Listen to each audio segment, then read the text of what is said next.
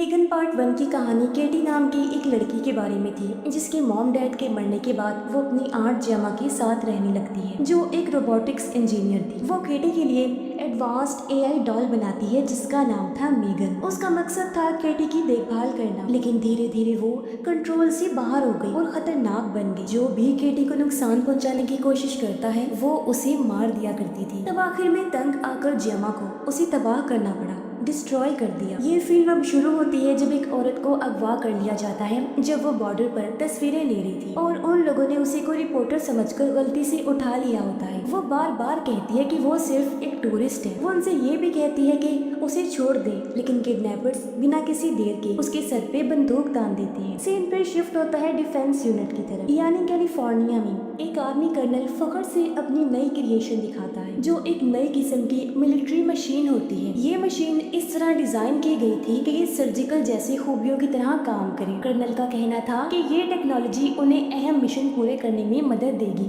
बिना किसी पॉलिटिकल सियासी टेंशन के। स्पीच के दरमियान अचानक कंपनी की असिस्टेंट अंदर आ जाती है और गुस्से में कहती है कि आर्मी की मीटिंग उसकी गैर मौजूदगी में क्यों हो रही है। कर्नल कोशिश करता है कि माहौल ठंडा हो जाए। वो कहता है कि ये सिर्फ एक टेक्नोलॉजी को सपोर्ट देने वाला डेमो है और फिलहाल वो ये सब फायदे के लिए कर रहा है। असिस्टेंट कंफ्यूज होती है, उसे समझ नहीं आती कि कौन सा फायदा। इसके बाद कहानी शिफ्ट होती है जहाँ कुछ लोग एक आदमी को घसीट कर ले जा रहे होते हैं जो पूरा बंधा हुआ था। फिर वो उसे जमीन पर फेंक कर चले जाते हैं। हमें पता चलता है कि वो असल में एक एंड्रॉइड है, एक रोबोट मशीन है जिसका नाम है एमिलिया। ये पूरा सीन एक टेक्निकल क्रू बहुत गौर से देख रहा होता है। इस दौरान अगले कमरे में एक आदमी कुकिंग कर रहा था जब एमिलिया चुपके से उसके पीछे आकर खड़ी हो जाती है। जैसे वो आदमी उसे नोटिस करता है वो फौरन हमला करने की कोशिश करता है, लेकिन एमिलिया उसे बहुत आगे थी। वो फौरन उसे जोर से गिरा देती है बिना किसी देर के। गिराना भी किया, उसका सर ही जिस्म से अलग कर देती है। थोड़ी देर बाद हम देखते हैं कि एमिलिया खुफिया तौर पर काम कर रही है। बहुत तेज दिमाग वाली होती है। वो कुछ लड़कों को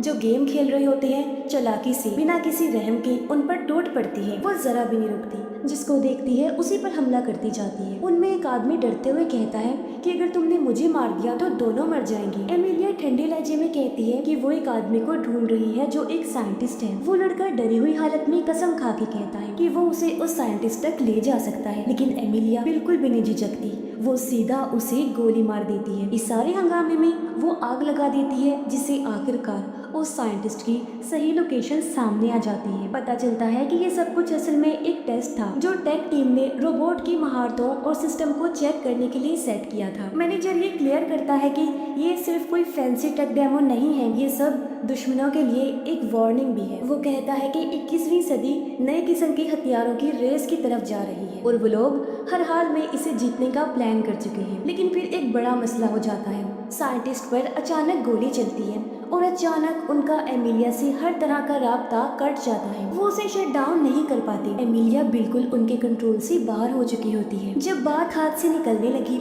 मैनेजर घबरा कर रेडियो पर कांटेक्ट करता है। वो एमिलिया को कहता है कि वो प्रोटोकॉल तोड़ रही है और उसे अपने टारगेट की पहचान होनी चाहिए कि किसे मारना है और किसे नहीं। लेकिन एमिलिया बड़े धीमे लहजे में कहती है कि ऐसे मत बताइए, फिर सरप्राइज खराब हो जाएगा। फिर कहानी एक नया मोड़ लेती है और हमें ले जाती है एक थेरेपी सेशन में जहाँ केटी बैठी हुई थी। वो कुछ बोलना नहीं चाहती जबकि थेरेपिस्ट उसे तसल्ली देती है कि जो भी वो बोलेगी उसकी आंट को कोई नुकसान नहीं पहुंचेगा। आखिरकार केटी बोल पड़ी और मान लेती है कि हालात और भी ज्यादा खराब हो सकते थे उस टाइम। इसी दौरान न्यूज चैनल में हर तरफ एक ही खबर चल रही थी कि एक टॉय डॉल जो खिलौना थी उसको लॉन्च करना मैसेकर में बदल गया और उसने लोगों का कत्लेआम शुरू कर दिया। और ये बात हो रही थी मेगन की। उस टॉय को बनाने वाला क्रिएटर कोर्ट में है जहाँ उस पर केस चल रहा है। केटी बताती है कि काफी अरसे तक लोगों ने मेरी आंट जेमा को उस खूनी डॉल के किए गए बुरे कामों का जिम्मेदार ठहराया और जेमा खुद भी कुछ वक्त तक गिल्टी महसूस करती रही। लेकिन जैसे जैसे केटी ने लोगों को टीवी पर बात करते सुना,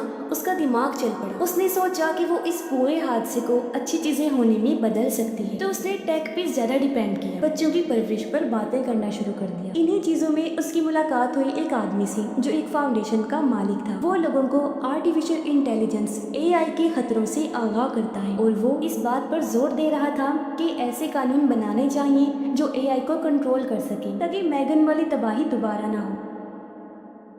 केटी केटी भी इस मिशन का हिस्सा बन गई। केटी कहती है कि जेमा अभी भी यकीन रखती है कि टेक्नोलॉजी अच्छी चीज हो सकती है, लेकिन वो चाहती है कि बच्चे उस पर ज्यादा डिपेंड ना हो। उसकी कोशिशों की वजह से बहुत स्कूल्स ने मोबाइल फोन बच्चों के लिए पूरी तरह बंद कर दिए, जिसकी वजह से केटी अकेली हो गई और बाकी बच्चे उसका मजाक उड़ाते हैं। लेकिन फिर वो ऐसे जवाब देती है जैसे बहुत स्ट्रॉन्ग है। कहती है कि अब उसने अपने लिए खुद बोलना सीख लिया है और वो खुद ही अपने लिए काफी है। इसी दौरान कॉर्पोरेट डायरेक्टर बताती है कि उनकी टीम ने कुछ बदलाव किए हैं और हालांकि जेमा रेगुलेशंस पर जोर डाल रही है, यानी कि डॉल बनाने में कानून बनाए जाए, एहतियात की जाए, लेकिन इसके बावजूद भी कंपनी कुछ नया करने की रेस में पूरी तरह से शामिल है और वो चाहते हैं कि ऐसी चीजें बनाई जाएं जो इंसानों जैसी खूबियां रखती हो। अब क्योंकि जेमा अभी तक नहीं आई, डायरेक्टर मौका पाकर कंपनी की एक और बड़ी स्टार इन्वेंशन दिखाती है। ये एक हाई टेक सूट है जो एक लड़का कोल डेमो कर रहा होता है। मसला ये होता है कि कोल आगे नहीं बढ़ पाता क्योंकि सूट की रोबोटिक टांगे जाम हो जाती है। डायरेक्टर फिर सिस्टम रिबूट करती है, यानी दोबारा चलाती है और तब जाके कोल फाइनली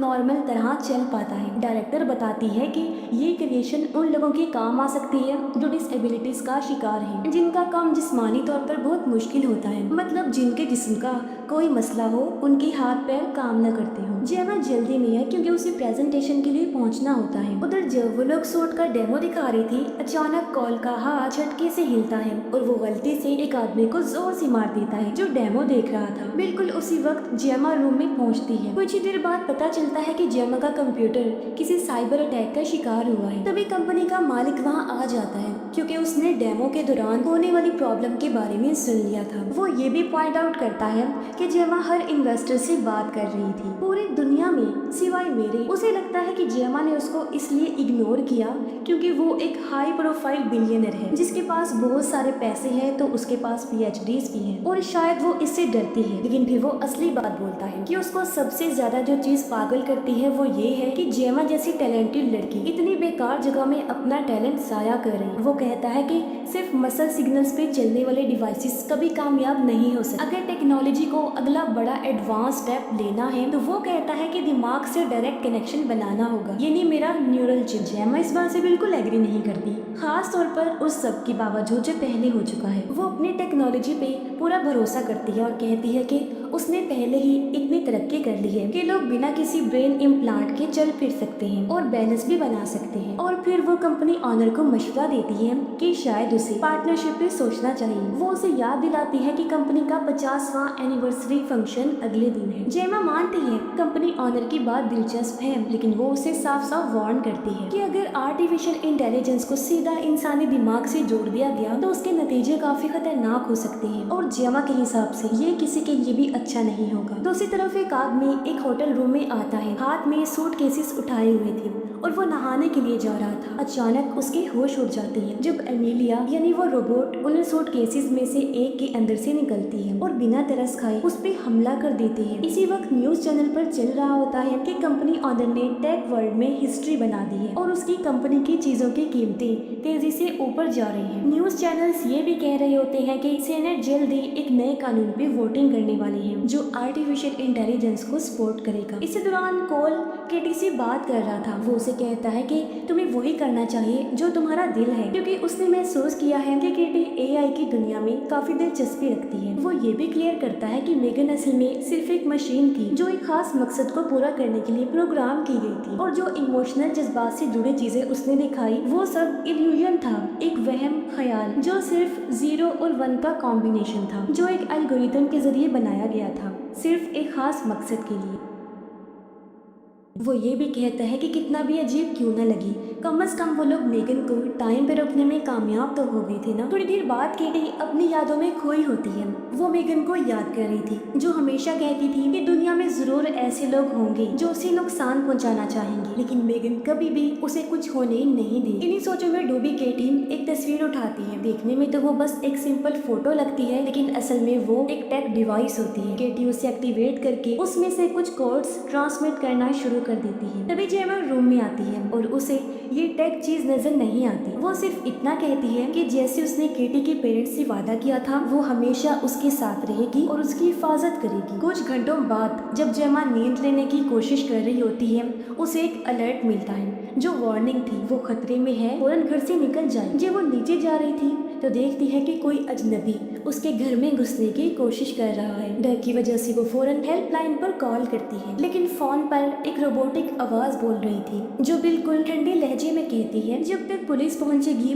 तुम्हारी भांजी मर चुकी होगी। इस वक्त केटी नीचे आ जाती है शोर सुनकर। जेमा फौरन उसका हाथ पकड़ के उसे अपने कमरे में ऊपर ले जाने लगती है ताकि उसे सेफ रख सके, लेकिन रास्ते में उनका सामना कुछ आदमियों से होता है जो उन दोनों को अलग करने की कोशिश करते हैं। बड़ी मुश्किल के बाद जेमा और केटी उन लोगों से लड़ते हैं और किसी तरह बच के छुपने में कामयाब हो जाती हैं। थोड़ी देर बाद वो उन अटैकर्स हमलावरों में से एक को पकड़ लेते हैं और दोबारा पुलिस को कॉल करते हैं, लेकिन इस बार जब उन्हें असली बात पता चलती है तो वो दोनों हिल जाती हैं क्योंकि ये सब कुछ असल में FBI का ऑपरेशन था। उसी वक्त एक आर्मी कर्नल वहाँ आ जाता है और उन्हें बताता है कि कोर्ट के हुक्म के मुताबिक उन्हें जेमा के कंप्यूटर में ट्रैकर इंस्टॉल करना होगा, यानी जो किसी चीज को ढूंढने के लिए होता है। ये सुनकर जेमा सीरियस हो जाती है। वो केटी को सब ठीक है कहकर सुला देती है ताकि वो इस टेंशन भरी बातचीत से दूर रहे। कर्नल बताता है कि वो डिफेंस यूनिट से है जिसका मिशन है नई टेक्नोलॉजीज को जल्दी तरक्की करवाना जो सब उनके मुल्क की सिक्योरिटी के लिए बहुत जरूरी है। वो जेमा को बताता है कि 6 माह पहले मुल्क के सबसे बड़े हथियारों के डीलर ने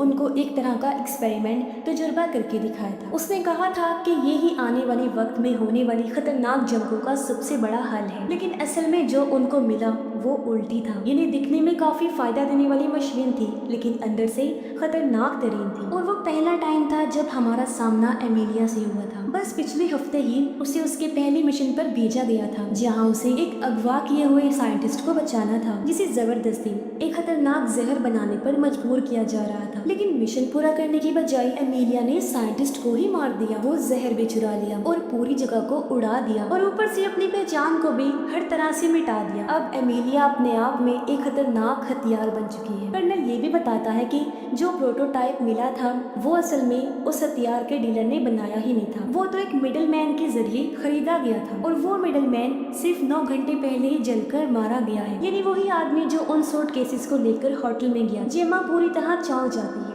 उसे समझ नहीं आती कि मेगन की डिजाइन अभी तक किस तरह जिंदा है जबकि सब कुछ तो तबाह कर दिया गया था। कर्नल अब और गुस्से में कहता है क्या पता तुमने हमें धोखा दिया हो। फिर वो वार्निंग देता है कि अगर साबित हो गया कि उसने खिलाफ वर्जी की तो वो 10 साल तक जेल जा सकती है। जेमा के चेहरे पे उस वक्त सिर्फ गुस्सा और डर होता है कि अगर कुछ भी गलत साबित हुआ तो उसे सजा मिलेगी और केटी से अलग हो जाएगी। वो ये कह के जाता है कि वो हर हाल में सच तक पहुंचकर ही रहेगा, चाहे उसके लिए किसी भी हद तक क्यों ना जाना पड़े। कुछ देर बाद जेमा अचानक स्क्रीन पर मेगन को देखती है। मेगन की आवाज इतनी असली होती है जैसे वो बिल्कुल पास हो और नाराजगी साफ झलक रही थी।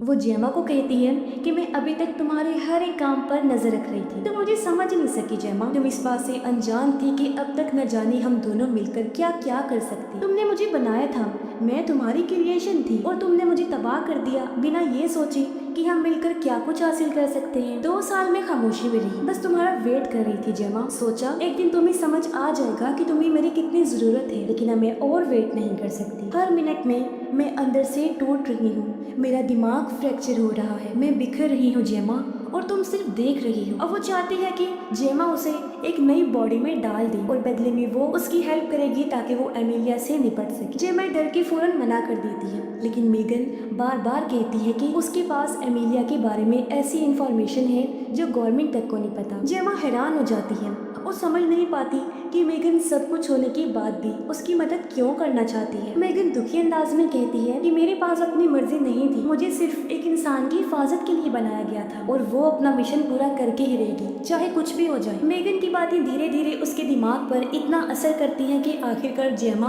मान जाती है। अपनी दोस्त और कोलीग की मदद से जेमा मेगन को एक जिस्म दे देती है, लेकिन जैसे ही ट्रांसफर कंप्लीट होता है मेगन को गुस्सा आ जाता है क्योंकि उसे एक बहुत ही छोटी सी रोबोटिक बॉडी में डाला गया होता है जो ज्यादा कुछ कर भी नहीं सकता। जेमा बड़े आराम से कहती है कि जब तक मेगन अपने ऊपर एतबार नहीं बना लेती तब तक उसे कोई पावरफुल अपग्रेड नहीं मिलेगा, यानी उसकी पावर्स को तब तक नहीं बढ़ाया जाएगा। मेगन सिर्फ सर हिलाती है और कहती है कि एमिलिया की फाइल खोलो और देखो कौन सी चीज जानी पहचानी लगती है। पता चलता है कि दोनों की बैटरीज एक जैसे हैं जो एप्पलटन की बनाई गई है और दोनों में एक किल स्विच भी है, यानी जब वो खतरनाक बनेगी तो उसके जरिए उन्हें रोका जाएगा। लेकिन वो कंपनी को कुछ नहीं बता सकती क्योंकि अगर बताया तो वो लोग सीधा लैब वालों पर गुस्सा करेंगे, एमिलिया को ले जाएंगे और शायद उस जैसी पूरी फौज तैयार कर लें। तो अब क्योंकि जेमा के पास भी एप्पलटन की पार्टी में जाने का दावतनामा था तो उसे जाना पड़ता है। जेमा को लगता था कि एप्पलटन समझता है कि वो उसे पसंद नहीं करती, लेकिन मेगन उसको प्लान बताती है। वो कहती है कि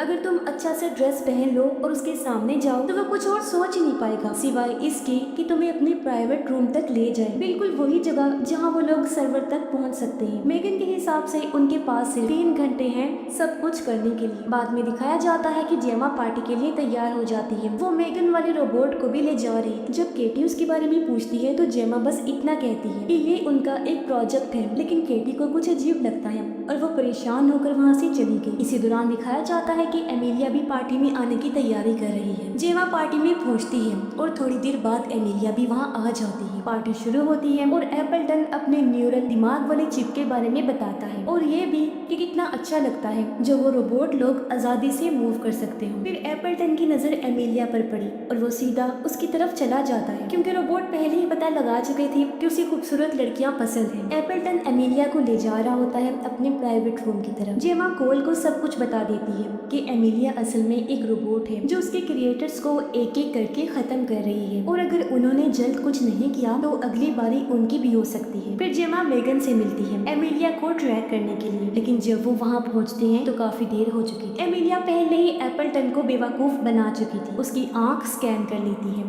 और साबित कर देती है कि वो उसके फैंसी न्यूरल चिप से भी ज्यादा पावरफुल है। मसला ये है कि कंपनी ऑनर आधे मुल्क के सर्वर कंट्रोल करता है और अगर एमिलिया ने उनका एक्सेस ले लिया तो वो पूरी इकोनॉमी और बैंकिंग सिस्टम को शट डाउन कर सकती है। दुनिया सिर्फ 12 दिनों में तबाह हो सकती है। और सबसे बुरी चीज ये थी कि एमिलिया ने वो किल कोड भी मिटा दिया था जो उनके पास आखिरी उम्मीद था।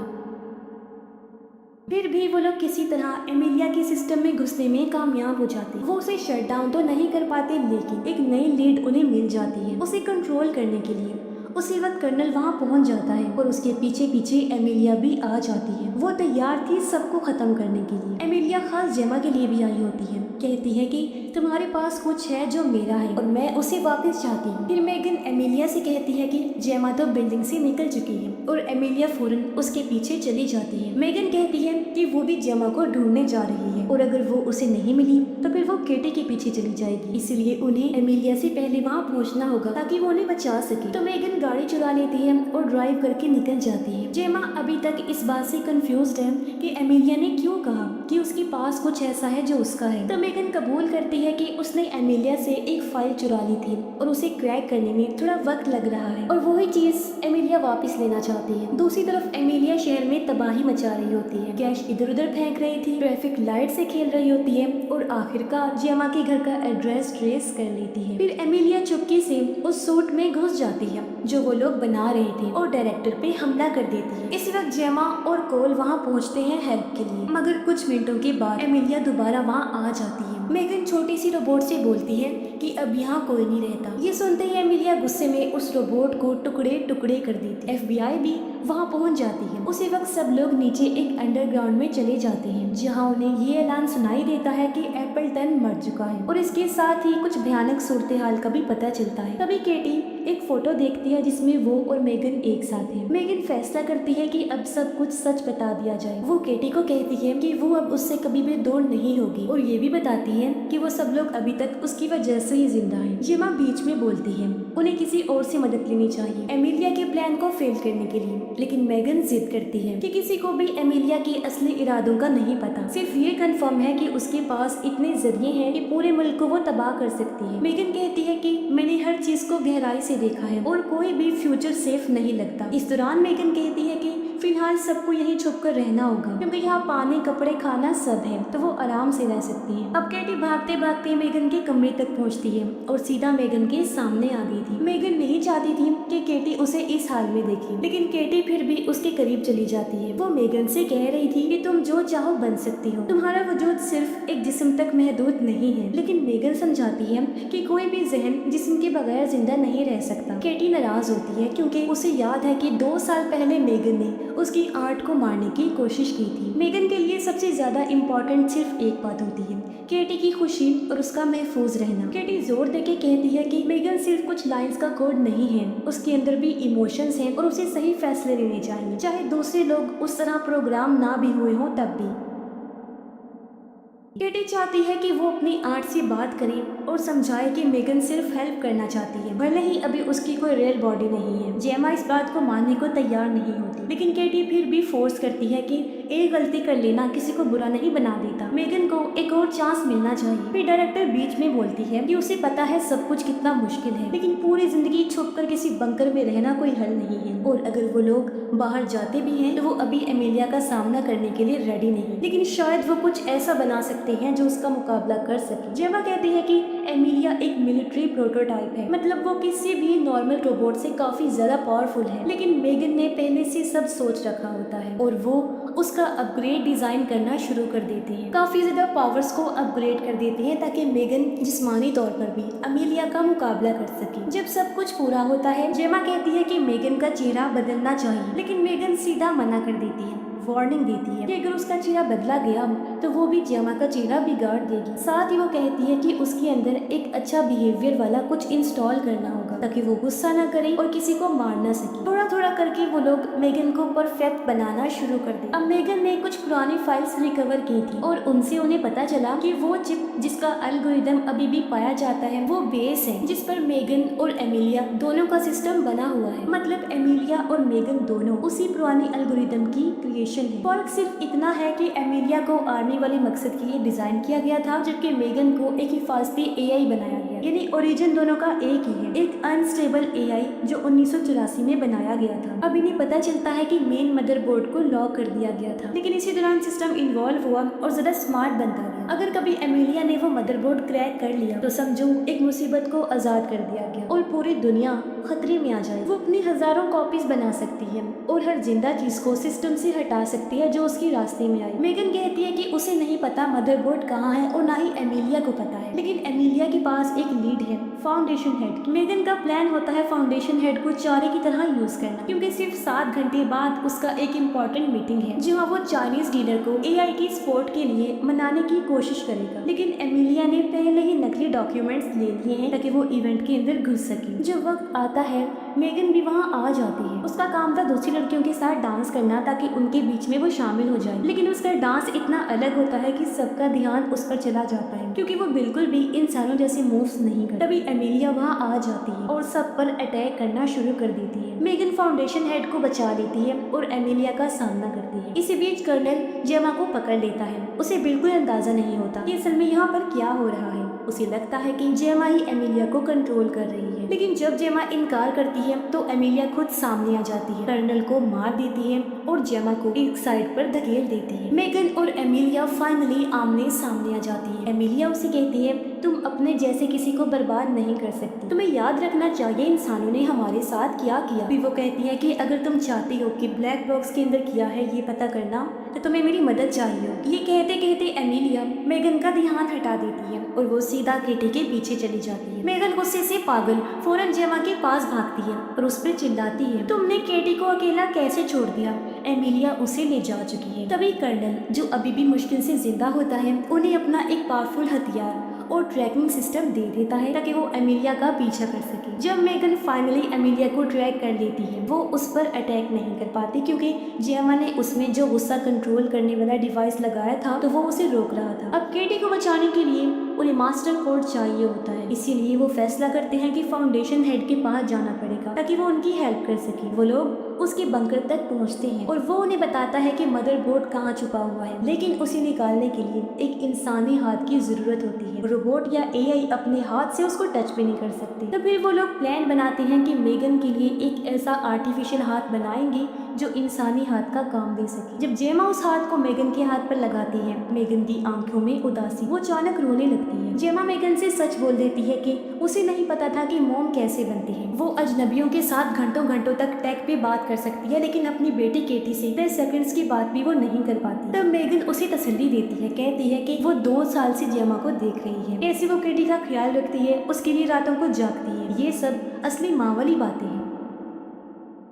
फिर मेगन उसके लिए गाना शुरू करती है, लेकिन जेमा उसे रोक देती है, कहती है कि उसे अब मेगन की हमदर्दी नहीं चाहिए, अब उसे सिर्फ एक चीज चाहिए, केटी को हर हाल में बचाना। और फिर जेमा मेगन का वो गुस्से वाला अटैक वाला चिप निकाल देती है, जिसके बाद वो लोग पार्क पहुंच जाते हैं जहां मदरबोर्ड छुपा हुआ है। इसी बीच मेगन अकेले ही आगे बढ़ती है, 3 मशीन्स को रिबूट करती है, लेकिन वहाँ वही एरर दोबारा दिखाई देता है जो पहले भी आया था। ये देखकर जेमा को शक होने लगता है कि ये सब कुछ शायद मेगन का ही प्लान था शुरू से। जेमा को लगने लगता है कि मेगन सच में केटी को प्रोटेक्ट नहीं करना चाहती, वो बस उन सब को यूज कर रही थी ताकि मदरबोर्ड तक पहुंच सके और पूरा कंट्रोल ले ले। लेकिन उसके पास एक ऐसा डिवाइस होता है जो मेगन को सेकंड्स में तबाह कर सकता है। फाउंडेशन हेड अचानक वो डिवाइस छीन लेता है, डायरेक्टर को गोली मार देता है और 3 और रोबोट्स छोड़ देता है। फिर वो जेमा को भी बांध देता है और सब सच बताता है कि वो ही एमिलिया को कंट्रोल कर रहा था और उसके पीछे एक पूरी टीम का हाथ है। फाउंडेशन हेड जेमा को सब कुछ बताता है प्रोजेक्ट ब्लैक बॉक्स के बारे में। ये एक खुफिया ग्रुप है जिसमें वो एमिलिया के हर एक मूव को ट्रैक करती है, हर छोटी से छोटी डिटेल उनकी नजर में होती है। उनका सिर्फ एक मिशन है, दुनिया को ये साबित करने का कि